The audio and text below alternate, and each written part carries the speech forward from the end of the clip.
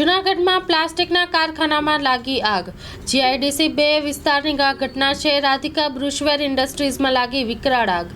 Fire વિભાગ પહોંચ્યું ઘટના સ્થળે। 1 કલાકની જહેમત બાદ આગને કાબૂમાં લેવામાં આવી।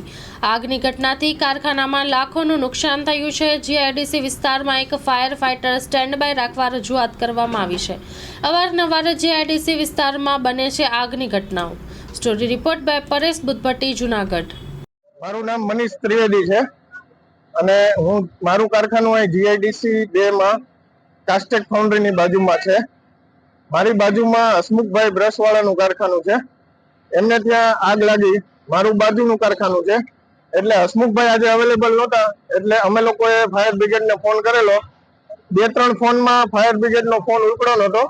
પછી જે ફોન ઉપડ્યો એમાં ક્યાંક બીજે લાગ્યો હતો, જુનાગઢમાં નહોતો લાગ્યો। કદાચ અમારી લગાડવાની મિસ્ટેક હોય, ખબર નથી, પણ પછી જુનાગઢમાં ના લાગ્યો।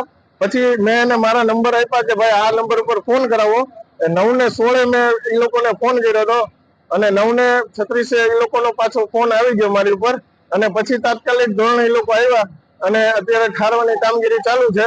પરંતુ અમારી એક રજૂઆત છે કે દર વખતે જ્યારે ક્યાંય આગ લાગે ત્યારે ત્યાંથી ફાયર ફાઈટર જે આવે છે એમાં આવવામાં બહુ મોડું થાય છે।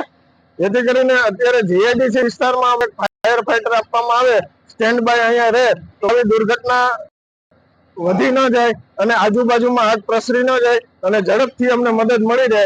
તો આ અમારી એક નમ્ર વિનંતી છે કે આ ઘણી વખત રજૂઆત કરવા છતાં પણ આ વસ્તુને ધ્યાનમાં લીધેલ નથી। તો આ વસ્તુ ધ્યાનમાં લેવા અમારી એક નમ્ર અપીલ છે।